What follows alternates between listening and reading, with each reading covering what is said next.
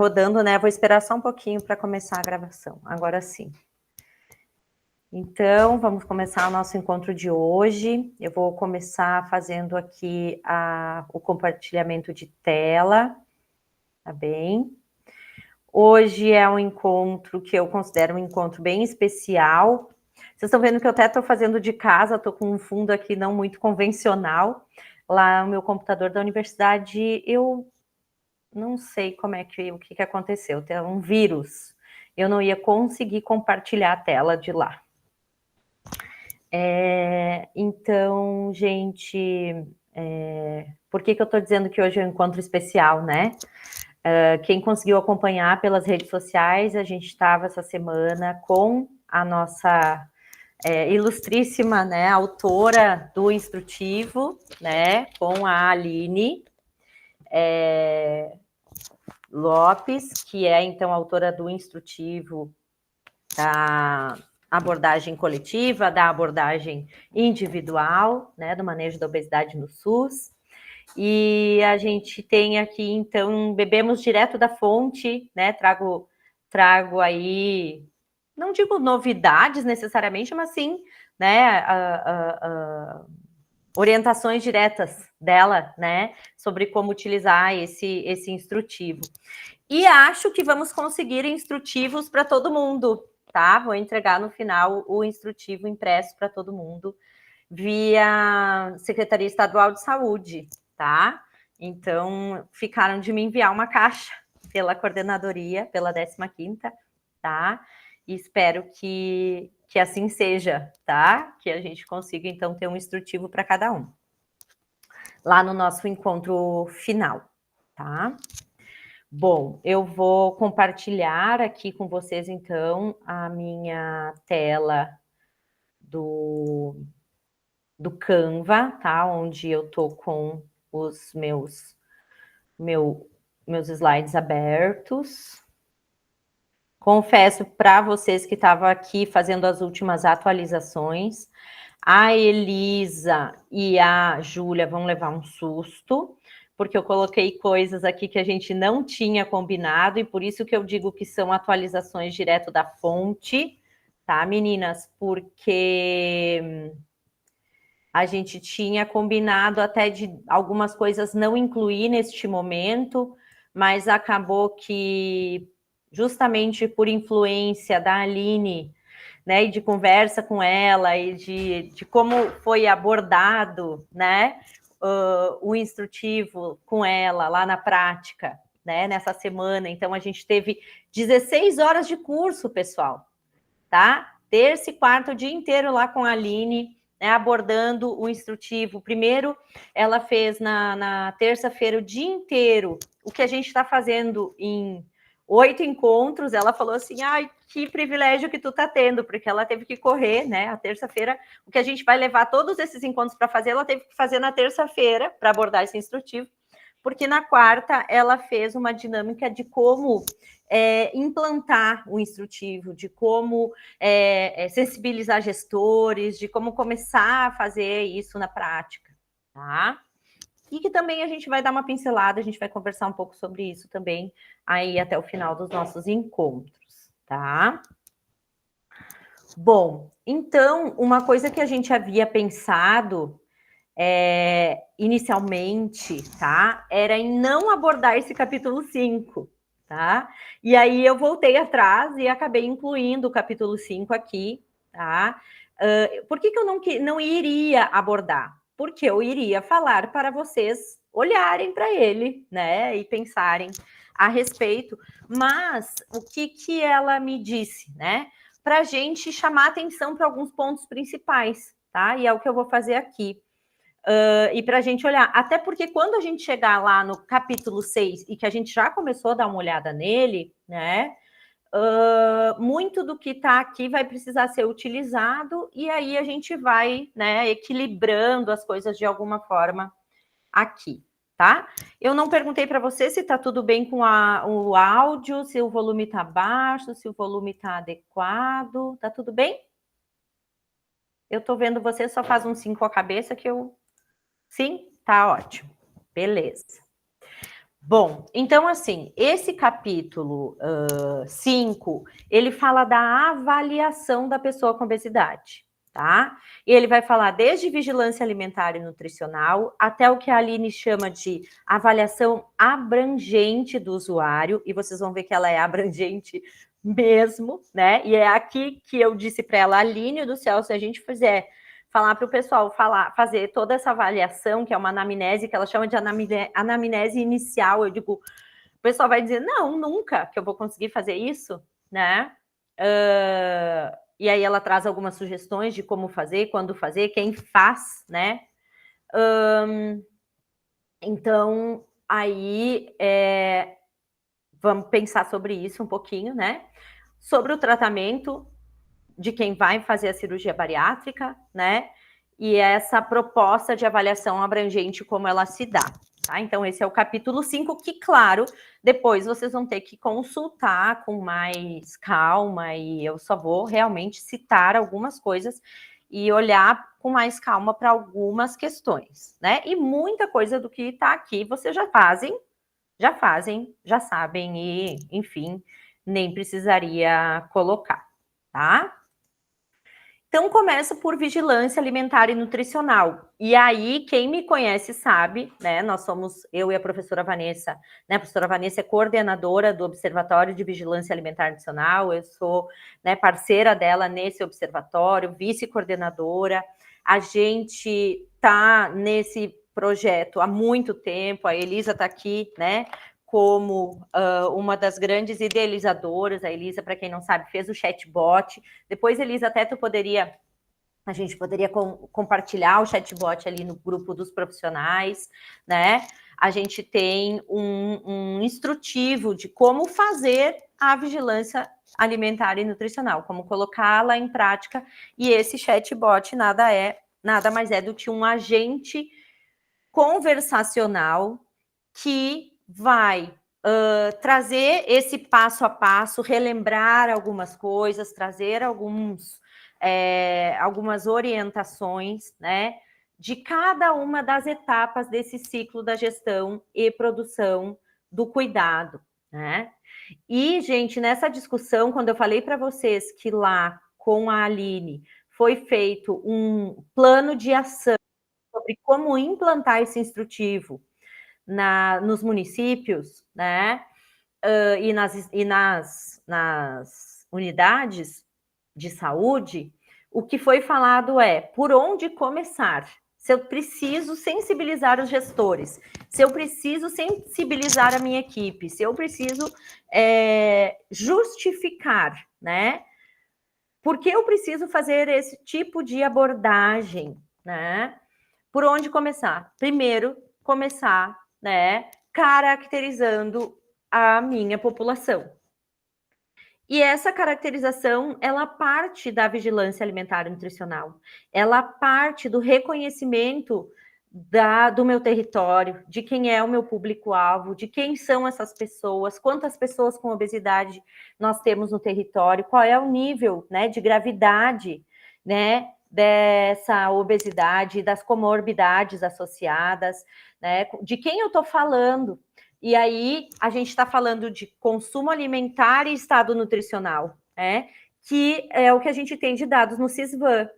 Inclusive, depois, quem precisar desse apoio, pessoal, entrem, né? A gente tem o OVAN, que é o Observatório de Vigilância Alimentar e Nutricional. Vocês podem acessar pelo Instagram. Olha que a Elisa já está colocando também, né? Aqui ela está colocando o chatbot, mas se puder também colocar, Elisa, o Instagram do OVAN, o site do OVAN, né? A gente tem atualmente um serviço que o OVAN está disponibilizando, que são os relatórios do CISVAN, de cada município, de cada, né, região, para que a gente possa, então, saber, né? Vocês sabem que a gente consegue buscar nos relatórios públicos do CISVAN, não só o meu município, como a minha estratégia de saúde da família.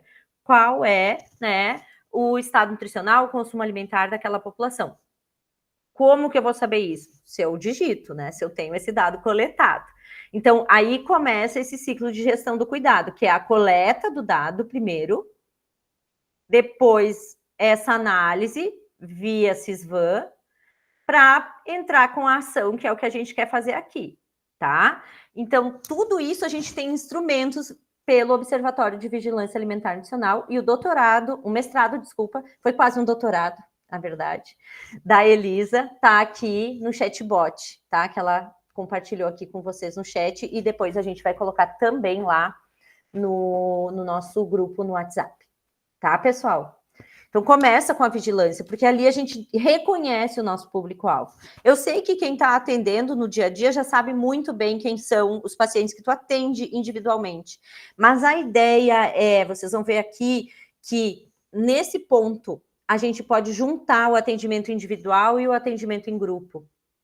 E que às vezes um vai unir o outro, um vai auxiliar, né, no tratamento, porque assim, se vocês forem pensar no número de pacientes com obesidade que a gente tem, de usuários, no caso, né, com obesidade que a gente tem, não daria conta de fazer atendimento individual somente.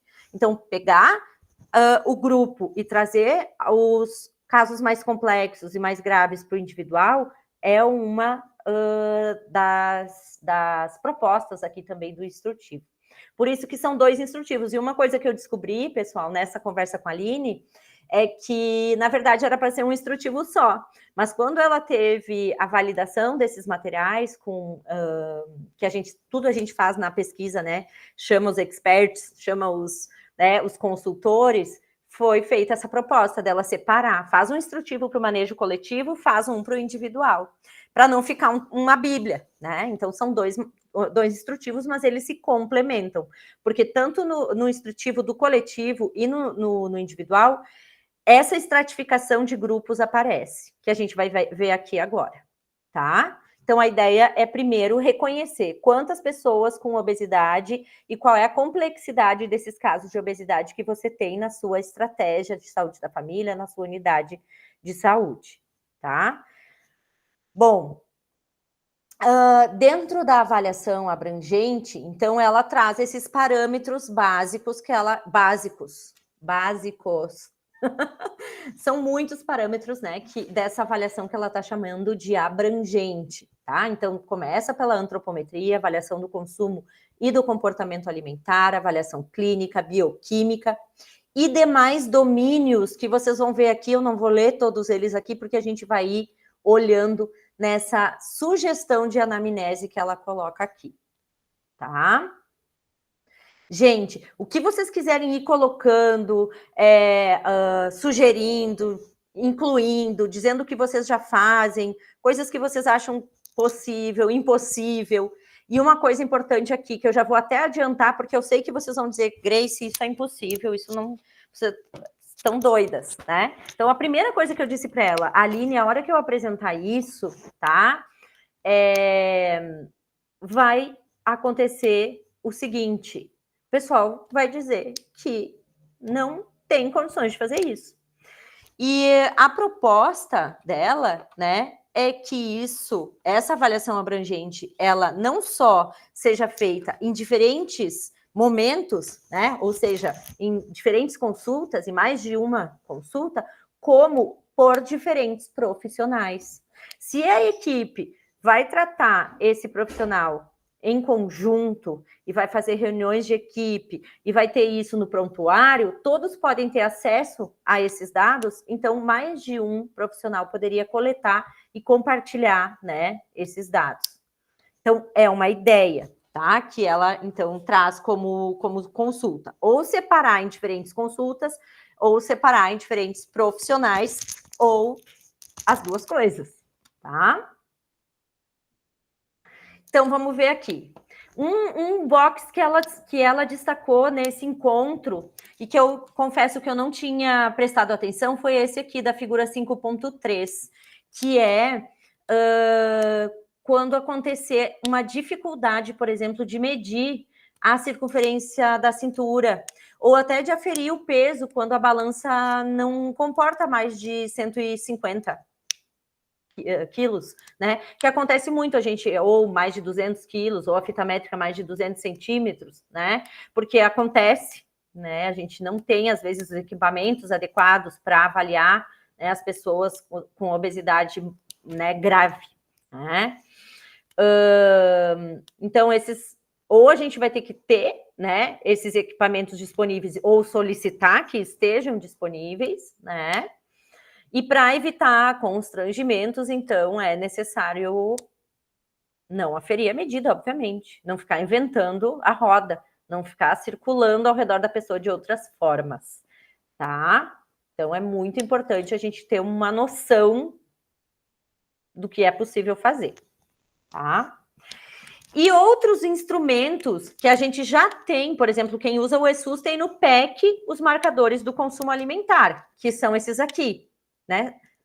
São 9 perguntinhas, pessoal. São perguntas básicas, se a, pessoa, que a resposta é sim ou não sei, né? Você costuma realizar as refeições assistindo a TV ou no celular, no computador? Sim ou não sei, né? Depois a pessoa vai marcar, vai te perguntar, você vai perguntar para ela, você faz, quais refeições você faz? Você toma café da manhã, almoça, janta, né? Sim ou não, né? Então, café da manhã, almoço e jantar, no mínimo 3 refeições. Antigamente, a gente tinha, o nutricionista orientava comer de 3 em 3 horas. Hoje em dia caiu por terra. Então, a ideia é que a pessoa faça no mínimo 3 refeições.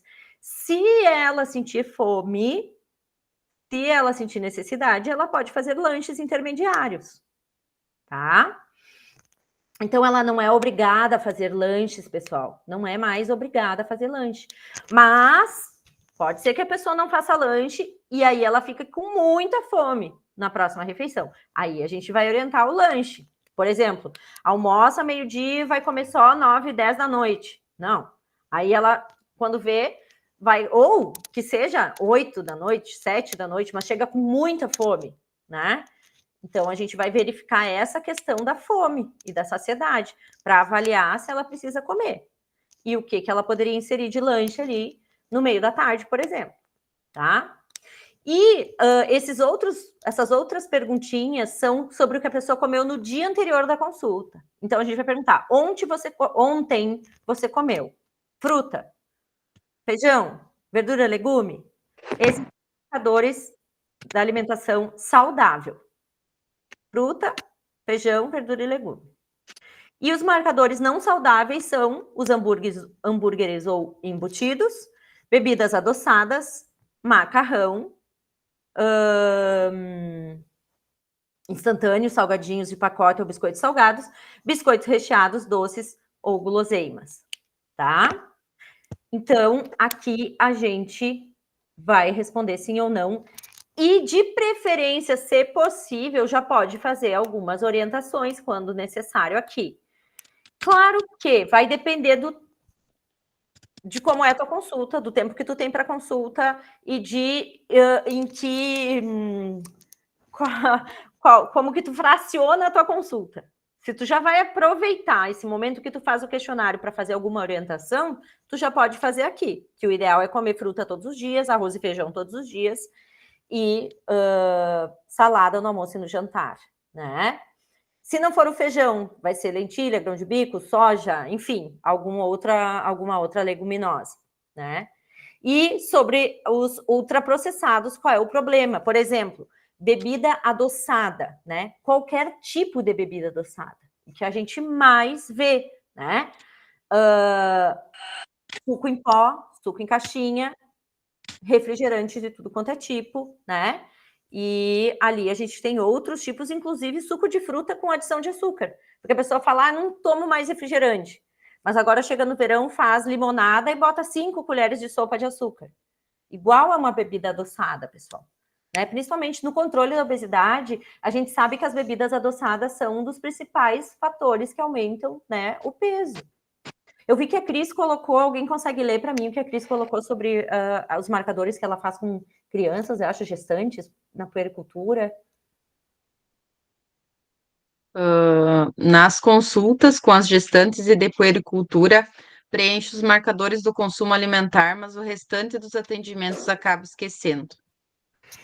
Então, e é uma coisa que que eu sei que a Cris adotou como de praxe, né, Cris, com esses atendimentos, e aí a gente vai tomando como um hábito, um costume de realizar, né? E que bom que tu já adotou com as gestantes e na pueri, e agora, quem sabe, com outros pacientes, tu vai inserindo na tua rotina de trabalho, né? Porque quando tu vai inserindo na rotina, tu tá vendo que não é tão difícil, ou tão trabalhoso, ou que leva muito tempo, né? E que pode fazer uma diferença ali, tu já vai reconhecendo, né? Mais essa característica, né, do consumo alimentar. Eu, na semana retrasada, se não me engano, ou foi sexta passada? Não, foi sexta passada que eu tive no mutirão, né, atendendo uma paciente com obesidade. O principal problema dela naquele dia, naquela consulta, que até agora eu consegui, né, averiguar naquele momento, foi um consumo excessivo de bebida adoçada. E é suco em pó, 4 pacotinhos por dia, não toma água, né? Então, assim, parece, não faz mal. Faz. E agora eu tô com uma outra paciente, ela, e agora vem a época de tererê, né? E aí vou fazer o tererê e vai o suco em pó, né? E a criança e a adolescente, é todo mundo nesse suco em pó, tá? E a gente sabe que populações com alta vulnerabilidade social vão estar, né, também vão ter esse alto consumo de embutidos, de salsicha, de mortadela, né, de macarrão instantâneo. Então, avaliar como pode fazer essa troca. E a gente sabe que, às vezes, só de não comprar alguns desses, dá para fazer trocas por outros alimentos, que são alimentos da época, alimentos que estão em promoção, alimentos que estão lá no dia da feira, mais baratos, para fazer trocas mais saudáveis. Tá? Mas essas trocas, elas vão precisar ser combinadas em conjunto com a pessoa. A gente sabe que é difícil, né? Um alimento hiperpalatável, um alimento do hábito da pessoa, para trocar por aquele que ela não gosta, por aquele que ela não tem o hábito de comer, aquele que ela acha que é quase um castigo comer, né? Então, é uma mudança de paradigma ali para ela, e que precisa ser combinado com ela, sempre trabalhando primeiro os estágios de mudança, os motivos pelos quais ela deseja mudar, né? Aquelas coisas todas que a gente vem trabalhando ao longo do tempo aqui e que a gente ainda vai trabalhar, tá? A outra sugestão dela é um questionário que a gente até vai baixar e mandar para vocês. A gente colocou nas cores do Conscientiza, aqui tudo rosa, né, pessoal? Como está a sua alimentação? É um questionário do Guia Alimentar para a População Brasileira. Aqui está pequenininho, vocês não conseguem ler. São 24 questões em que a pessoa responde como está a sua alimentação. Então, quando faço pequenos lanches ao longo do dia, costumo comer frutas ou castanhas. A pessoa responde nunca, raramente, muitas vezes ou sempre. E para cada pergunta tem uma pontuação para esse A, B, C e D. Tá? E no final vai dar uma pontuação se a alimentação da pessoa tá excelente, tá boa, tá regular, precisa melhorar. E isso também já te dá uma ideia de como tá a alimentação dela. É um questionário, né, que o Ministério da Saúde fez com base no Guia Alimentar para a População Brasileira. Tá? A gente vai disponibilizar para vocês. Às vezes a gente faz isso assim num dia D da alimentação, faz um dia de que a gente está lá coletando o outro dado e faz ali na sala de espera, pega lá os alunos, os estagiários e faz uma coleta, tá? Para conhecer esse público. Bom, ela sugere, então, obviamente, aqui tá as coisas que vocês já fazem, né? Avaliação clínica, avaliação bioquímica, tá? Nem vou me deter aqui, que é o que vocês já conhecem e já fazem. E aí a estratificação, que é aquela que a gente trabalhou na semana anterior, tá? No nosso último encontro a gente falou sobre avaliar estágio de mudança de comportamento e autoeficácia.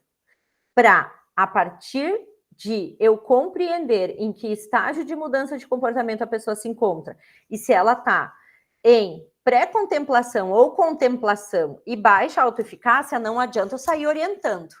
Eu primeiro preciso trabalhar a motivação, eu preciso trabalhar os prós e contras da mudança, vantagens e desvantagens, né? Começar a fazer com que ela entenda por que é necessário mudar, o que para ela vai fazer diferença nessa mudança, aquela técnica dos 5 R's que a gente colocou para vocês, tá? A balança do equilíbrio ali de mudanças. E se ela tá já preparação ou decisão para ação, com alta autoeficácia, Se ela já começou a mudar alguma coisa, aí sim, nós vamos para o plano de ação junto com ela, tá? O que mais que foi colocado aqui? Então, nessa avaliação abrangente, eu vou mostrar para vocês daqui a pouquinho a anamnese. A gente vai avaliar condições de saúde relacionadas a condições, né, de doenças cardiovasculares, metabólicas, digestivas, saúde reprodutiva, qualidade, né, do sono, né, que vão estar relacionadas a piora na qualidade de vida, maior taxa de mortalidade, são tantos aspectos para serem avaliados. E nem tudo a gente vai conseguir avaliar numa vez só. São coisas que a gente vai descobrindo e que às vezes a pessoa já traz. Tá assim, tá ruim isso, aquilo, né? E que a gente vai observando. Um outro ponto importante que esse instrutivo traz, pessoal, é quando você começa a desconfiar que a pessoa está com compulsão alimentar. Ele até traz no anexo, lá no final, no anexo A, no final do instrutivo, a escala, tá? A ECAP, que é a escala de compulsão alimentar periódica, tá? Traz ali como faz a pontuação para ver se tem a compulsão alimentar na forma moderada ou grave, tá? E aí vocês conseguem identificar. E aqui, aí sim, a gente precisa de um trabalho multiprofissional, né? A gente vai precisar aqui de um tratamento não só, né? A gente vai precisar de o ideal seria, né? No mínimo ali um médico, um psicólogo, um nutricionista, né? Seria interessante um tratamento aí com psicoterápico e psiquiátrico também, né? Então, aqui já é um pouquinho mais complicado.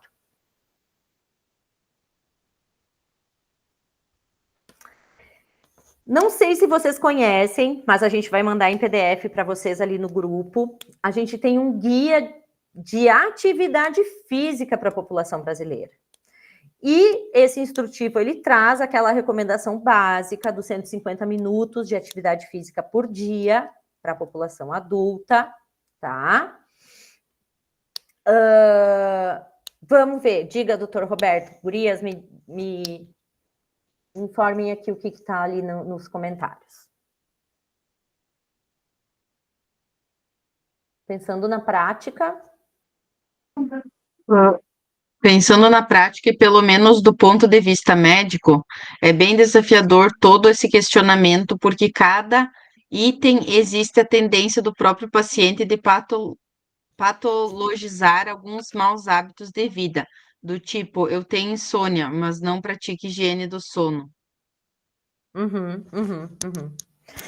E na verdade, assim, né, a higiene do sono hoje é quase que a prática da atividade física, alimentação saudável, higiene do sono, né? São 3 recomendações que a gente precisa inserir, né? E que a gente vai precisar fazer, não adianta, né? E que vai fazer uma grande diferença na saúde, né, dessa pessoa com obesidade. E às vezes a pessoa não tem esse hábito porque a pessoa não faz ideia da diferença que faz, né? A pessoa não faz ideia da diferença que faz a higiene do sono. E outra coisa, a pessoa com obesidade, ela tem maior chance de ter apneia do sono, né? Ela tem muita dificuldade de dormir mesmo adequadamente, porque ela já tem, né, uma obstrução ali muito provavelmente, né, em função desse peso que vai fechar ali, vai obstruir, né, aonde passa o ar ali, e vai ficar difícil, né, doutor? Então, às vezes é realmente um caso bem, bem grave, né? E que nem só a higiene do sono vai dar conta. Mas a gente também não dá para salvar o mundo, a gente não vai conseguir fazer tudo o que precisa, né? Daqui a pouco precisaria fazer um tratamento mais sério em relação à apneia, né? Mas o principal deles é o emagrecimento, né? A não ser que a pessoa tivesse condições de usar lá como é que chama? Esqueci o nome do aparelho que usa para apneia. Então, assim, a gente... o CPAP, isso. Fiquei aqui pensando, não vinha na cabeça o CPAP. Mas são muitas abordagens, né? Mas a higiene do sono já está aqui no topo, né? Dessas abordagens que precisam ser inseridas no dia a dia dos pacientes. E as pessoas estão cada vez dormindo mais tarde, sempre ficam na frente da tela, seja da televisão, seja do celular, né? E acabam não tendo essa parte de ir começando a reduzir a luz, o barulho, de ir acalmando para ir dormir, né? E acaba não tendo esse compromisso com um descanso diário, né? E prioriza ficar até mais tarde descansando, que na verdade é, né, ficar lá jogado no sofá ou, né, assistindo TV na cama. E aí não vai dormir direito mesmo, tá?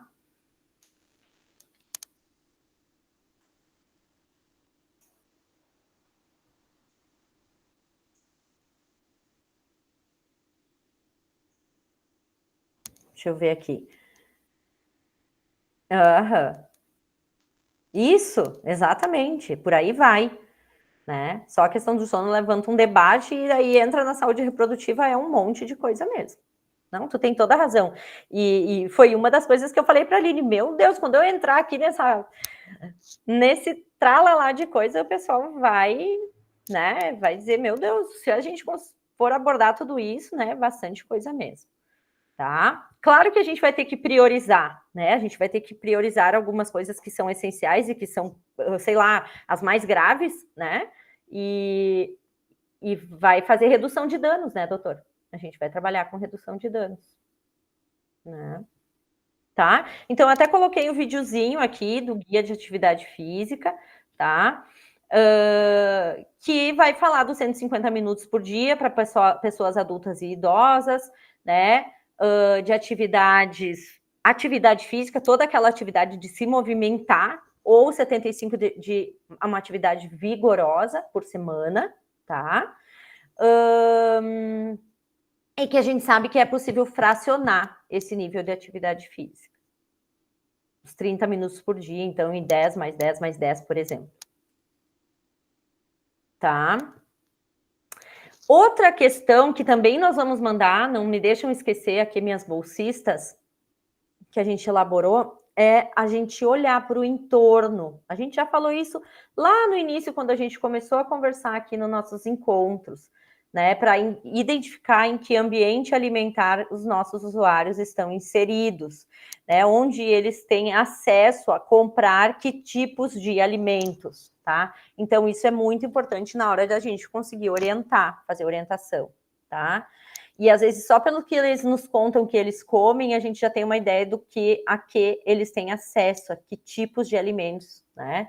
E se eles têm acesso a comprar, né, alimentos mais ultraprocessados, ou se eles conseguem trocar por alimentos in natura e minimamente processados, onde eles vão comprar, se eles têm como sair dessa região do território e ir mais longe para buscar esses alimentos, porque às vezes nas regiões mais afastadas eles só têm mercadinhos menores que acabam vendendo mais alimentos ultraprocessados, né?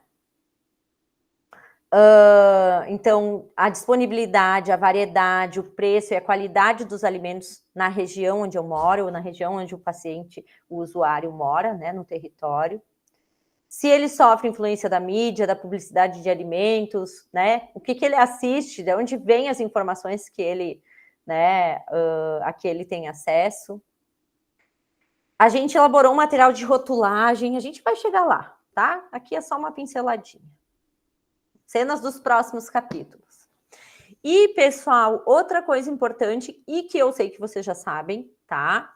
É em relação aos critérios para indicação da realização da cirurgia bariátrica, né? Mas que a gente sabe que nem sempre são atendidos também por N razões, tá? Mas está aqui, né? Está aqui no instrutivo a gente tentar seguir, né? Essa questão de quando esse paciente vai encaminhado para a cirurgia bariátrica, quando ele vai conseguir fazer essa cirurgia bariátrica e quais são os critérios de contraindicação.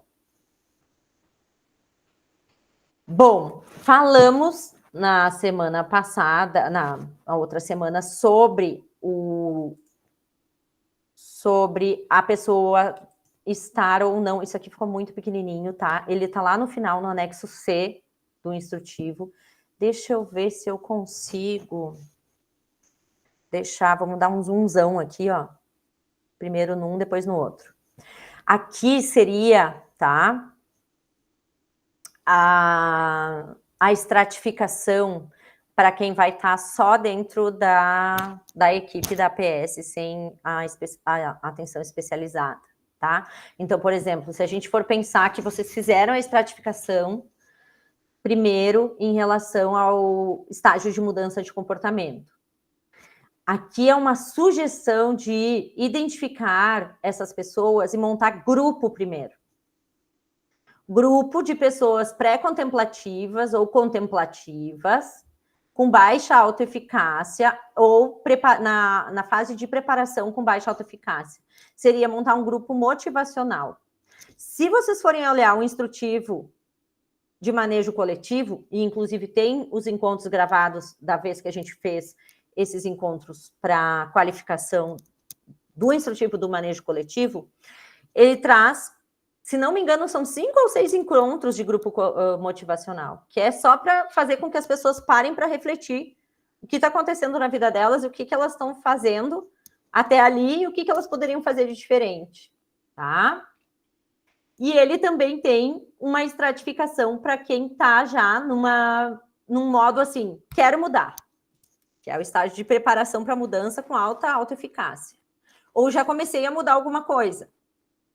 E aí vai ter que ver se essa pessoa está sem indicação para bariátrica, ela vai para um grupo que chama de GT1, que é o grupo de trabalho 1, ou com indicação de bariátrica, o 2, ou já realizou a bariátrica, é um grupo de manutenção. Eu não vou explicar todo o fluxo aqui, não é o nosso objetivo, tá? É só para vocês saberem que a gente tem esta possibilidade.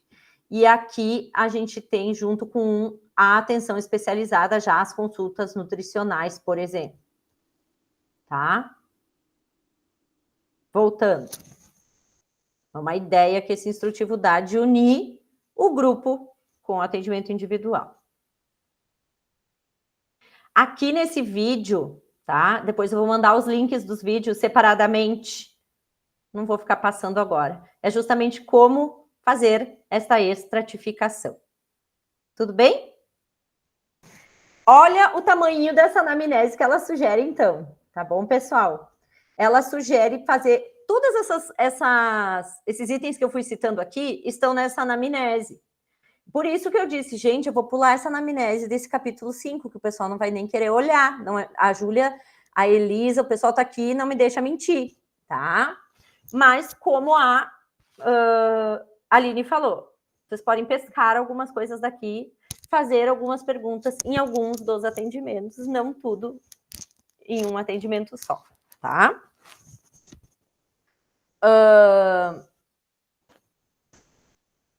Vejam que ela inclui até aqui, ó, se a pessoa passou por alguma atitude preconceituosa, tá? Se ela sofreu alguma discriminação.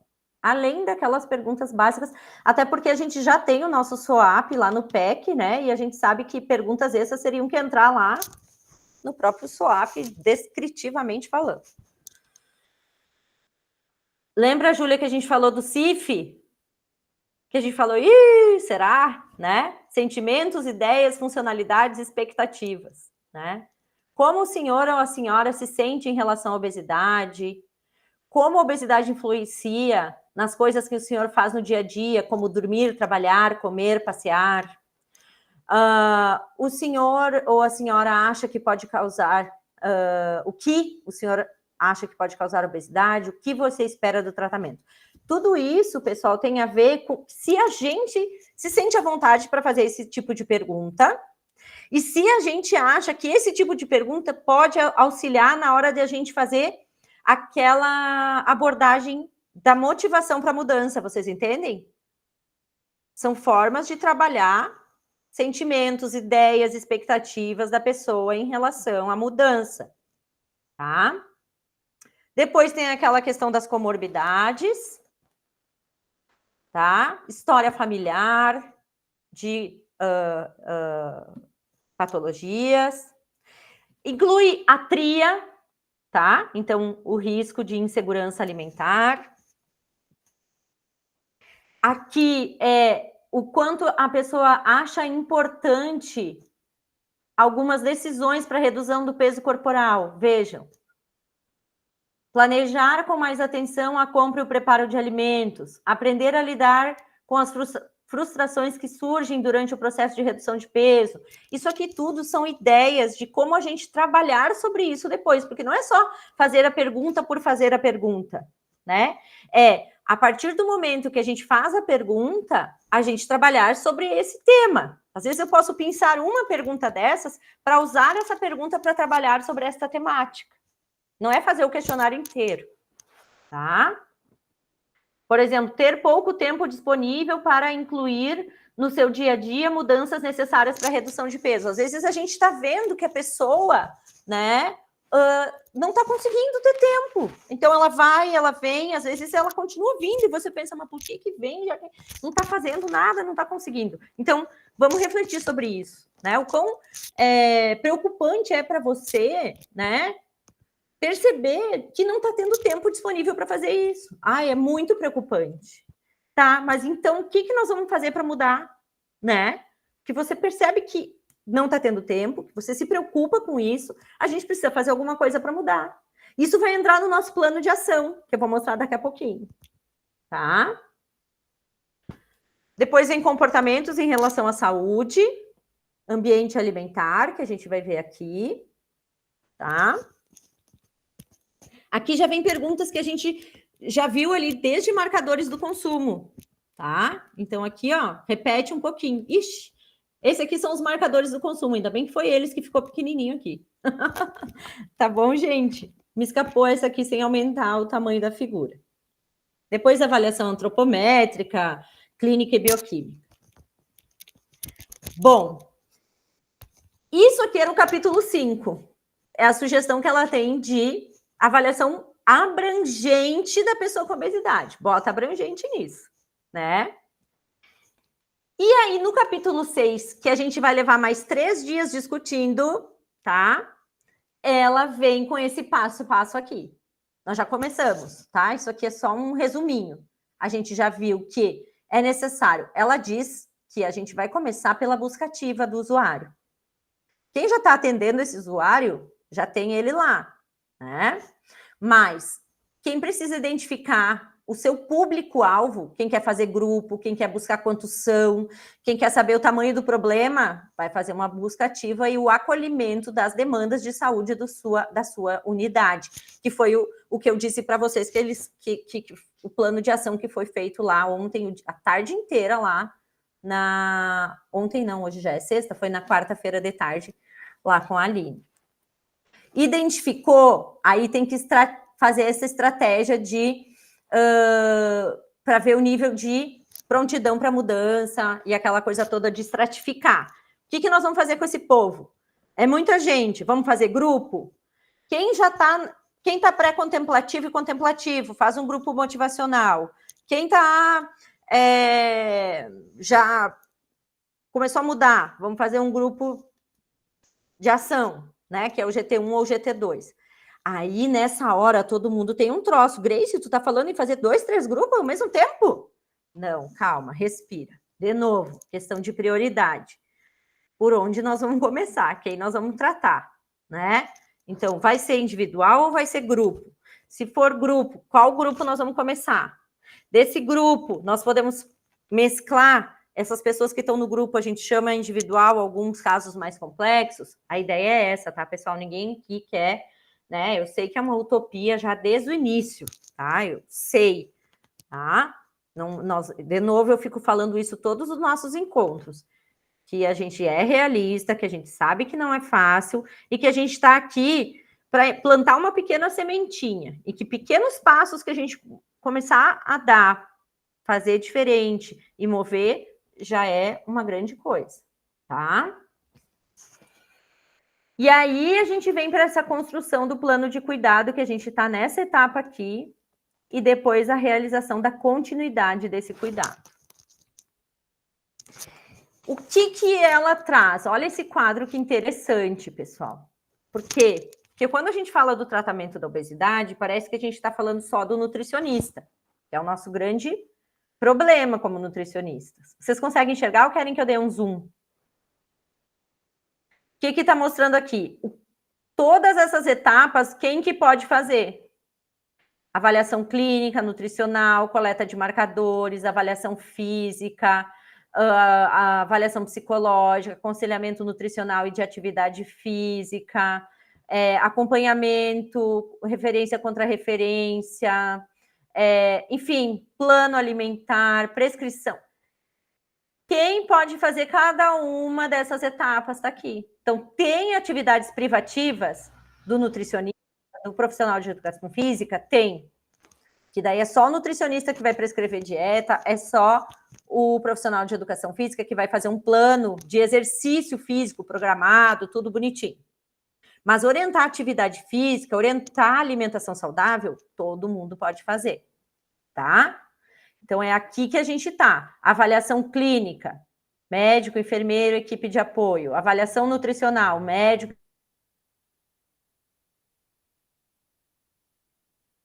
enfermeiro. Não está aqui o psicólogo. O psicólogo ficou na avaliação psicológica e no acompanhamento aqui dos transtornos alimentares.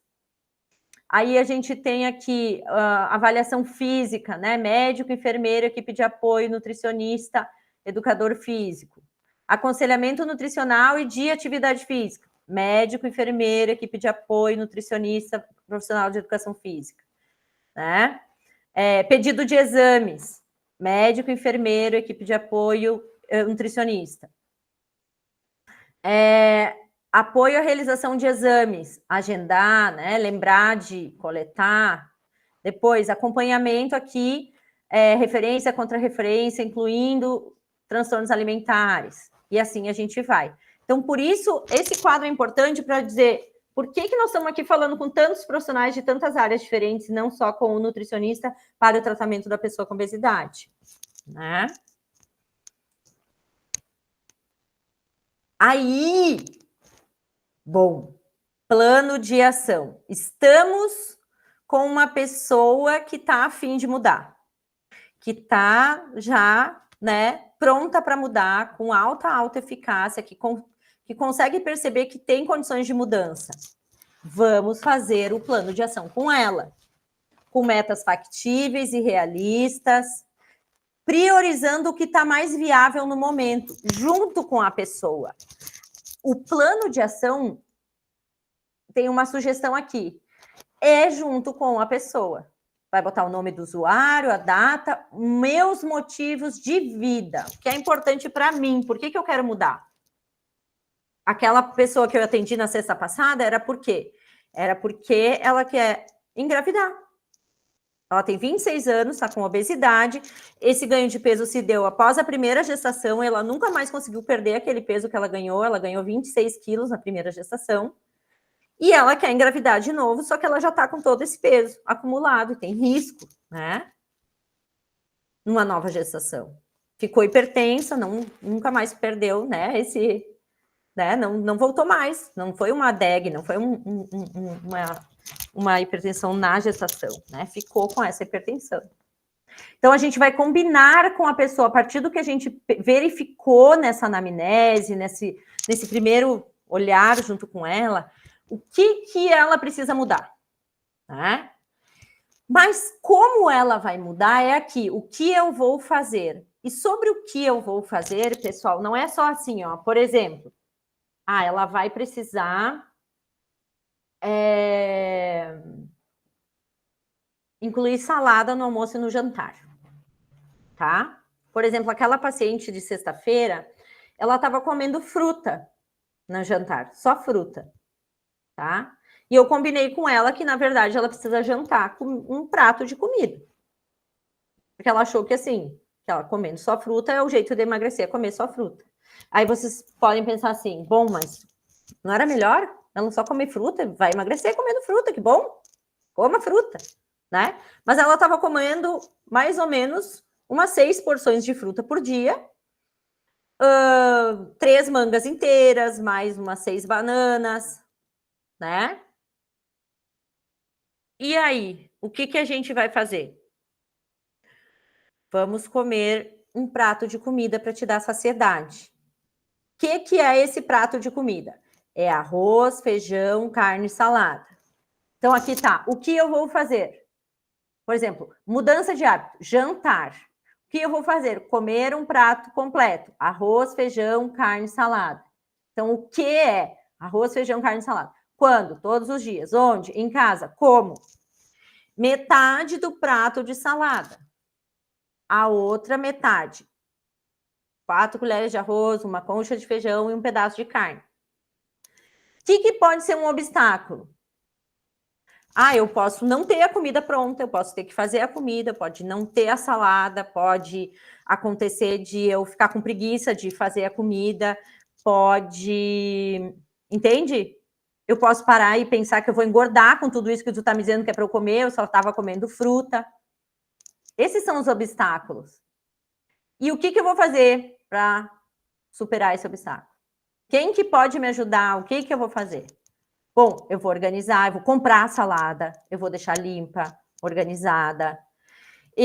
No caso, ela estava morando com a mãe, então ela disse que sempre tem arroz e feijão, então isso já era uma garantia, né? Eu vou lembrar que a nutricionista falou que comendo esse prato de comida eu vou ter mais saciedade, eu não vou precisar comer mais outras coisas depois. Que comendo esses alimentos eu vou ter outras fontes de vitaminas, de minerais, de fibras, de proteína, de carboidrato, que não só aquela fruta lá, que eu preciso de todos esses, porque estou fazendo restrição, meu corpo está achando que eu estou perdida lá no meio da floresta, só comendo fruta, e está reservando energia, não está deixando eu gastar. Aí a outra mudança é atividade física. Eu vou precisar me movimentar, não dá mais para ficar parado o dia inteiro dentro de casa. Qual atividade física eu vou fazer? Eu gosto de jogar futebol, eu gosto de caminhar, mas agora eu não estou podendo jogar futebol, então talvez se eu começar a andar, quanto que eu vou andar? Se chover, o que pode ser um obstáculo? Chover. Se chover, o que eu vou fazer? Eu vou ir no outro dia. Se eu não for andar, eu vou fazer o quê? Entende, gente? Tudo que eu puder colocar nesse plano de ação para a pessoa prever o que pode acontecer, para ela não ter que voltar aqui daqui 15 dias, daqui um mês, para me dizer que não deu certo, que a gente já previu o que pode não dar certo para ela já tentar fazer, melhor. Então, é muito legal esse modelinho de plano de ação que a gente vai entregar para vocês e que está ali no instrutivo, né? Por quê? Porque eu coloco a meta, eu coloco como fazer a meta, o que pode ser difícil e como transpor essa dificuldade. Vocês entendem?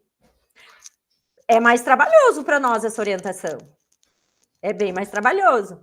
Mas, se eu ficar só aqui, coma mais fruta, faça mais atividade física, coma salada no almoço e no jantar, coma um prato de arroz e feijão, carne, salada. Às vezes a pessoa até já sabe disso, não é verdade? Não é novidade para a pessoa. A dificuldade é justamente estar aqui no como fazer e no como transpor os obstáculos do dia a dia. Essa é a chave da questão. E pode acontecer que ainda assim a pessoa nos volte dizendo: isso aqui deu certo, isso aqui não deu, isso eu consegui, isso não. E ali a gente vai ir modificando as estratégias de mudança para ajustar para a realidade da pessoa, até ela conseguir fazer. E é aqui que mora a nossa principal forma de intervenção, a nossa principal forma de apoio para a mudança de comportamento.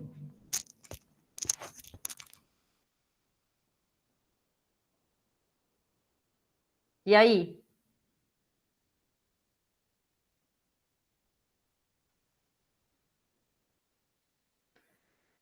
Eu acho que essa parte aqui a gente pode deixar para a semana que vem.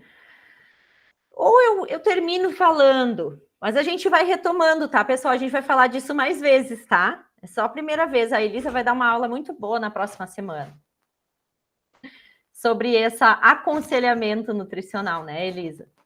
Mas aqui a gente tem uma sugestão, e aí eu quero que vocês me digam se é possível, se vocês acham... Achei bem paternalista. essa última abordagem do que como a superação de dificuldades. Em que sentido? Bom ou ruim, Roberto?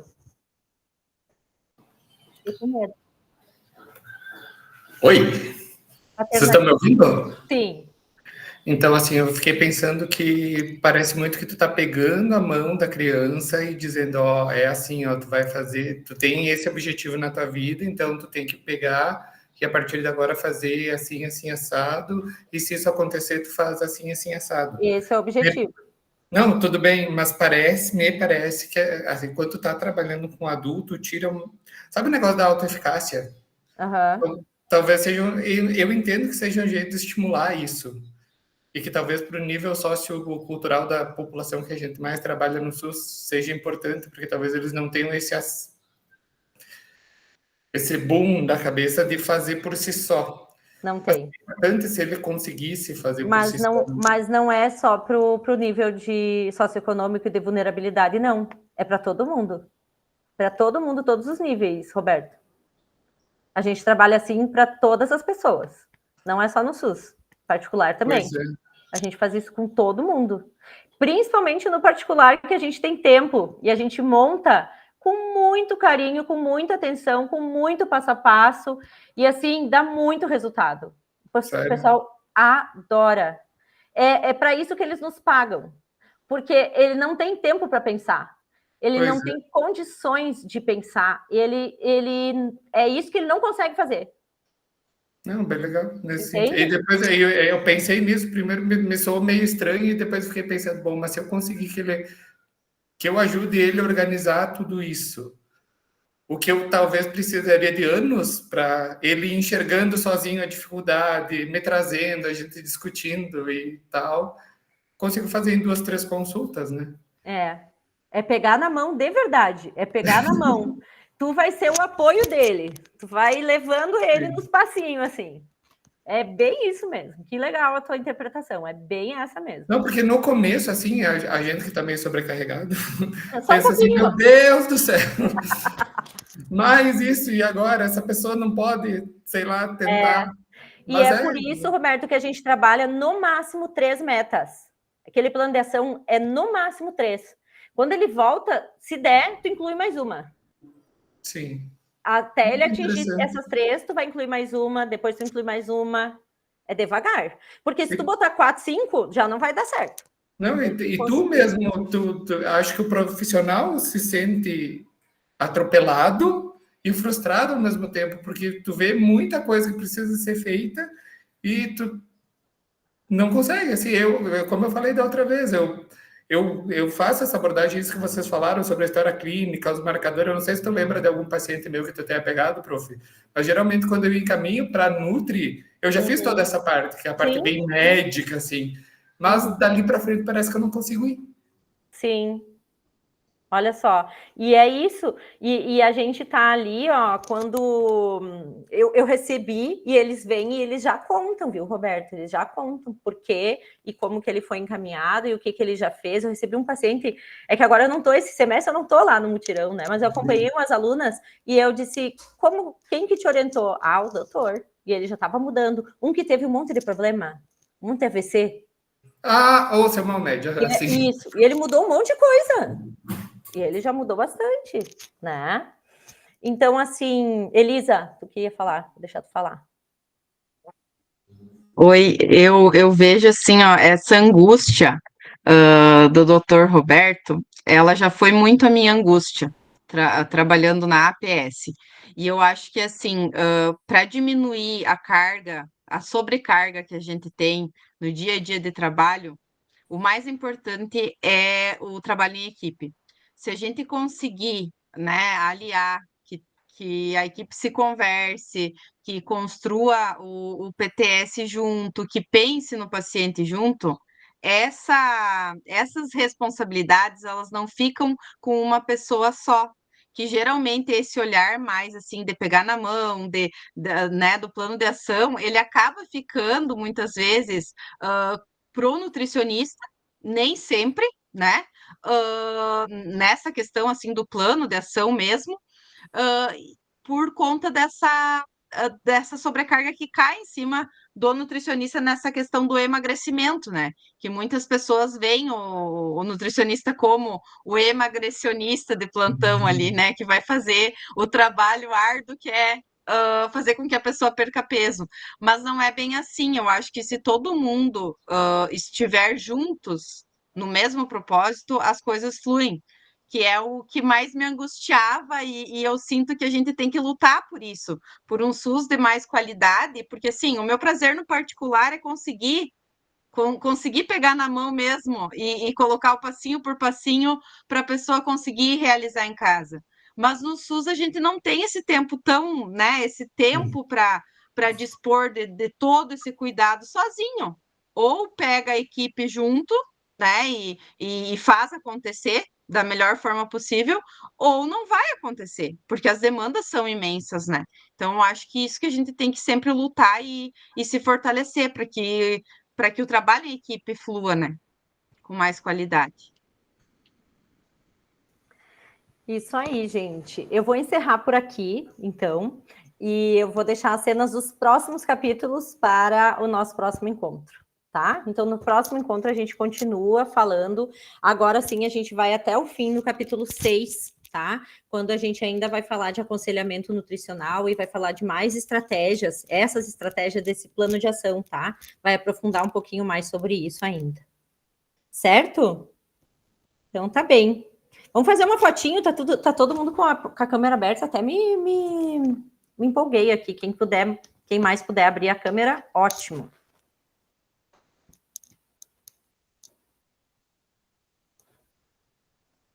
Eu vou pedir para a Marivana, talvez, fazer esse print aí para nós.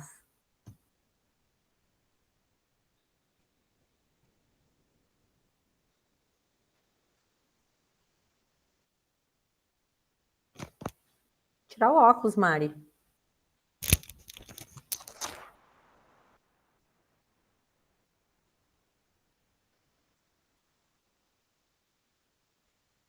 Feito? Então, obrigada, pessoal. Sextou, hein? Tchau, tchau. Tchau.